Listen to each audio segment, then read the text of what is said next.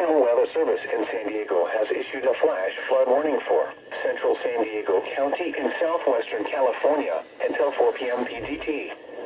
At 12:48 p.m. PDT, Doppler radar and automated rain gauges indicated heavy rain falling across the warned area, San Diego, California. The National Weather Service in San Diego.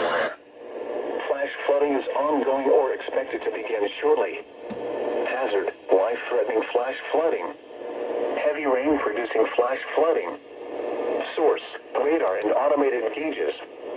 Impact, life-threatening flash flooding of creeks and streams, urban areas, highways, streets, and underpasses. Some locations that will experience flash flooding include Cuyamaca Rancho State Park, Mount Laguna, Highway S1 between Lake Cuyamaca and Mount Laguna, Lake Cuyamaca, Highway 79 between Julian and Lake Cuyamaca, Descanso, Pine Valley, Highway S2 between Shelter Valley and Agua Caliente, Boulder Creek and Gatay.